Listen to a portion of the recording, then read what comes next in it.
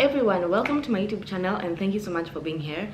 So I'm still in Dar es Salaam and I have a bit of time to kill, so I just thought I should let you guys know about my experience at Magoroto Forest. Magoroto Forest estate. Magoroto Forest is one of those places where it's like Bali and I don't know, Tokyo, I don't know, places where you see pictures and you're like, I need to go there. Maldives, you name it, I need to go there. And Magoroto for me was one of those places.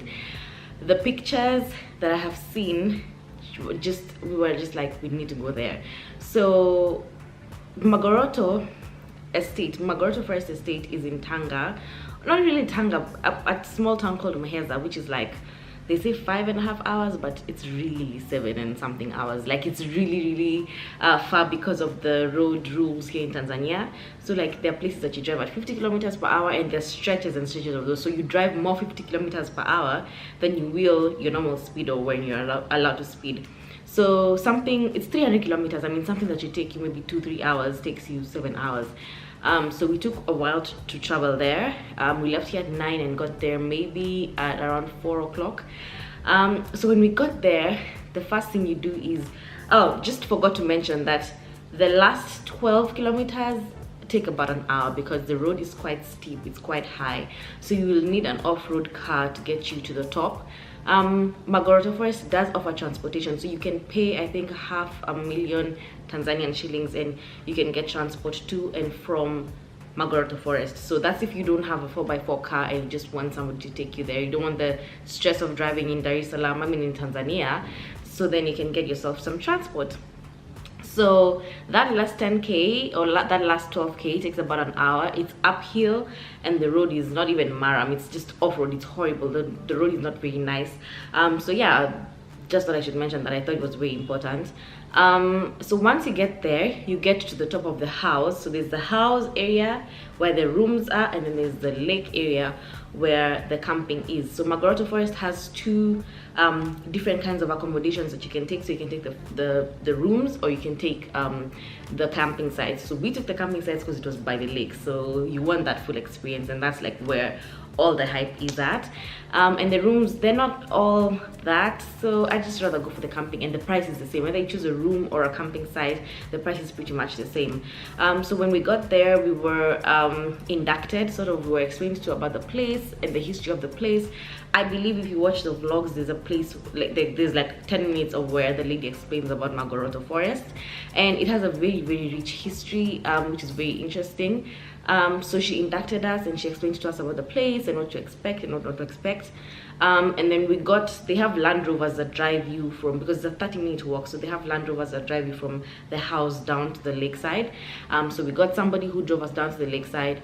And when we got there, we were inducted all over again, but now not about Magoroto Forest, but specifically about the lakeside and food and times and where to shower, like just, you know, those nitty-gritties like housekeeping, and then what you're allowed to do and what you're not allowed to do. So basically that's what happened. We got inducted.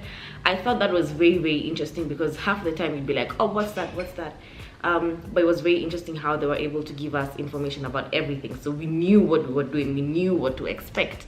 So that was quite nice. I think I like knowing information about where I'm at. So when we landed there, we got our campsite, we got our camp areas. So the two guys got each of their own tents, and then me, Coletta, and Judy all slept in one tent. The first thing, like when you get there, the activities that you can do, you can water raft, you can go for a boat ride, you can swim in the lake, you can snorkel if you want, you can dive if you want, you can fish if you want. But the first night that we got there, we just wanted to take pictures and ride a boat, so that's what we did. The lake is 12 feet deep and it's a man-made lake, but it's so beautiful because it's in a tropical rainforest. It's so beautiful. Like, we're just like, okay guys, we're not in Tanzania, we're not in Magoroto, we're in Bali. Like, guys, hello. The place is so beautiful, so picturesque. It's much cooler than the rest of Tanzania. If you've been to Tanzania, you know it's hella hot, but Magoroto is much cooler than the rest of the area, so that was really nice.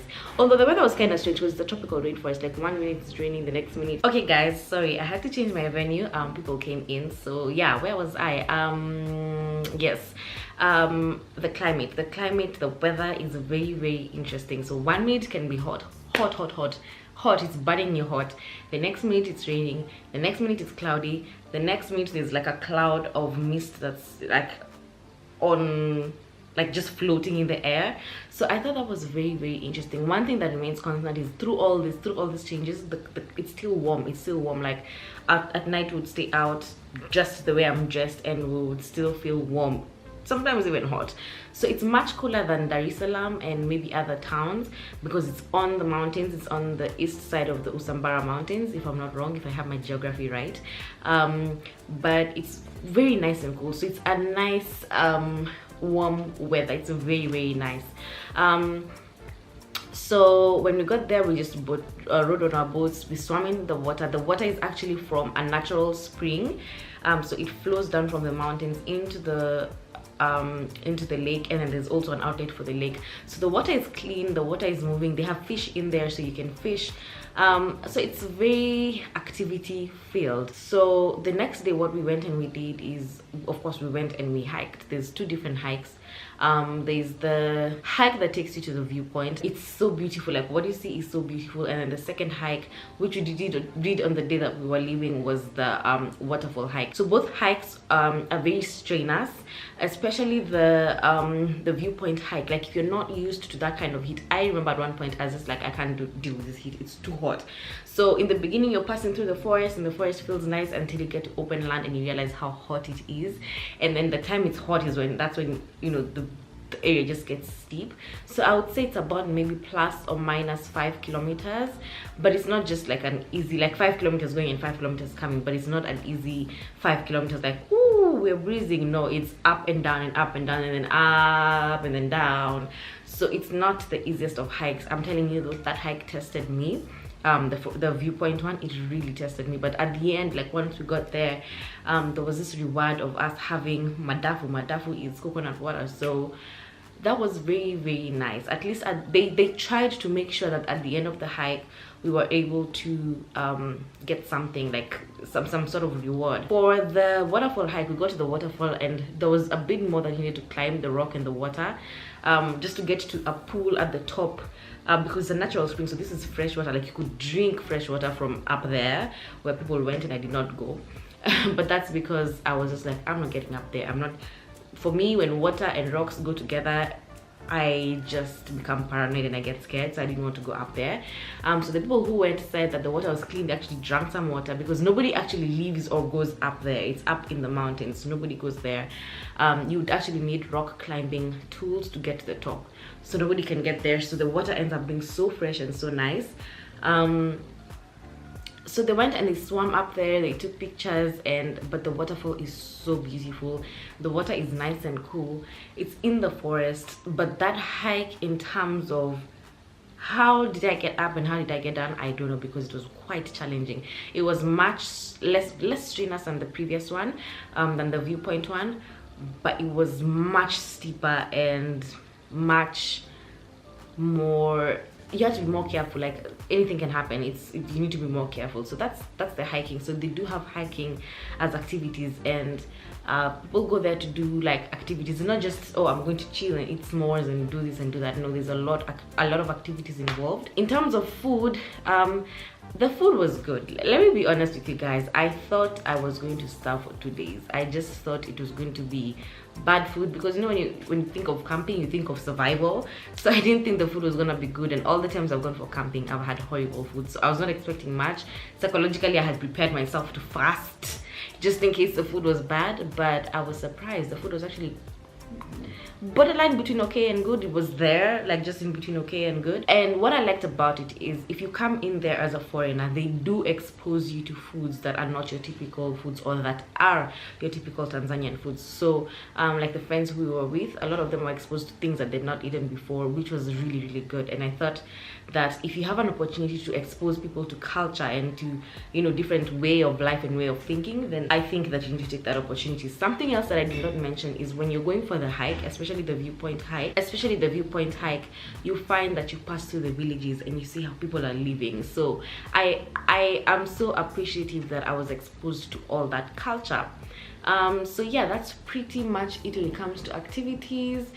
During the night we would have like a DJ playing music, so what you can do is you can play board games at night.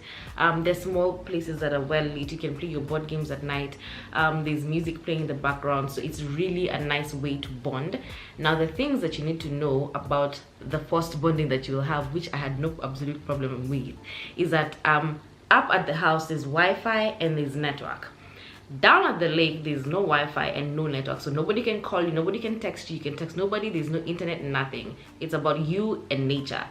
But if you want to maybe to speak to your family or get some Wi-Fi, respond to some emails, then you would have to go up to the hill, to the house where the house is, and that's where they have the Wi-Fi and you can maybe communicate with people. But remember, it's a 30-minute walk. They do have Range Rovers that actually Land Rovers that actually can take you up and down the place, so that was good. And yeah, there's a way of communicating, but it's not that obvious. They also don't have electricity down at the lake. They use generators that are open from 6 to 6. They switch it on from 6 to 6, so if you want to charge your phone and your devices and whatever it is that you want to charge, then you can charge them. They have like pods, like they have these sheds where you can play your board games and chill and do whatever. And in those same vibanda is where you can the sheds is where you can charge your phone and do whatever. So that was very interesting, that you're forced to be one with nature. And I think sometimes in this fast world we sometimes all need that. I did water rafting. Like I was so determined to do water rafting. I have never been more determined to do something. First of all, I am hella afraid of water, but I don't know what motivated me to do the water rafting. I cannot explain to you what gave me the confidence to do it, but I did, and I'm so proud of myself. Like I pushed myself to just do it and to get out of my comfort zone, and basically the whole trip in general forced me out of my comfort zone. For example, and this is the one negative about Magoroto that I absolutely hated, not even disliked, I just hated the fact that their bathrooms were filthy, their toilets were filthy. Like, guys, can we have some cleanliness, please? The place was filthy. And then to make matters worse is they have the toilet and the bathroom in the same place. Like they don't have the flashy thing. Like it's the toilet that you go in the hole, but they don't even have the flashy thing. So it's a modern one, not the traditional one that is just a hole and whatever happens, but it's a modern white bowl that you squat to go to the toilet, but they don't have the flashing tool. So what happens is if someone doesn't use water to clean the place out, then it just smells. And then guess what? The shower is just right there. So when you're showering, you feel like you came out dirtier than you are. I saw those bathrooms, call me bougie, call me whatever you want, but I was like, no. So I asked one of the drivers to take me up, and I went and I showered in the rooms, which was slightly better than down there in the lakeside. Like it's horrible, but all this was on the first day before I found out that there was some other side that had separated shower and bathroom. Not that they were any better, they were better, but they were not any good, they were just better. So that bathroom situation, I am a faithful morning and evening shower every single day of my life. I have been for the past 10 years. So that pushed me out of my comfort zone. Like that comfort that you're so used to, it pushed me out of my comfort zone. So I guess it's good because it proved to me that, you know, you can do anything as long as just put your mind to it, be positive, you can do it. But it was hard, like mentally thinking about going to the toilet, going to the shower, it was just mentally exhausting. Like I just didn't want to. Going to the toilet in the bush or going to swim in the lake just sounded like going to shower into the lake. Just they seem like such viable options. Also, they don't have hot water showers. They do have cold water showers, but if you want a hot water shower, there's ladies who come like morning and evening at showering times, and they can sort of fetch water and heat it up for you, and you can shower that in a bucket. So the showering aspect of Magoroto, no, it's a no. But I'm glad I did it. You know, you better do something, say you did it, and then just you don't have to do it again. So yeah, if they improve the showers, I'm definitely going back. It was such a worth experience. So yeah, guys, that's pretty much it. That's my experience of Magoroto. I would definitely recommend. Also, just keep in mind that these are my own personal opinions. Maybe I just found it at a bad time where things were just haywire. We were at a time where they had the largest number of people. So these are my personal experiences, especially the bathroom part. For me, it was a big deal because I care so much about my showering. Like it's my me time. That's what I think of it as. But there are people who are just happy to skip showering for 3 days and they'd be perfectly fine. Like there are people who swim in the lake would be just as good as showering, so they'd be perfectly fine. So remember, these are my personal opinions. This is what I felt, and this is what I liked and what I did not like. There are people who will probably hate the food. I didn't mind the food. I was happy that they were exposing me to different kinds of foods. There are people who might not like sleeping in a tent or having the options of just, you know, maybe they want to glamp or something and they don't have that option. For me, those are not big deals. Yeah, so basically that's what I'm saying. It's my opinion, it's my thoughts on what was going on. So yeah, I would definitely recommend it. Would I change anything? Maybe I would stay in the rooms. The only problem is that the rooms, and I'm saying rooms because of the showers, not because of anything else, but even the rooms, there's nothing special about them. Like, the toilets are not like A1 clean, or but they're so much better because you're not sharing with the whole world. Would I change and stay in the rooms? Maybe not. I mean, you wake up in a house. No, I think I would stick to camping. I really would. I hope you guys actually got something from it. I hope you're inspired to go visit Magoroto. Also, I hope you're inspired to get out of your comfort zone. So yeah, thank you so much for watching and for tuning in, and until next time, bye bye.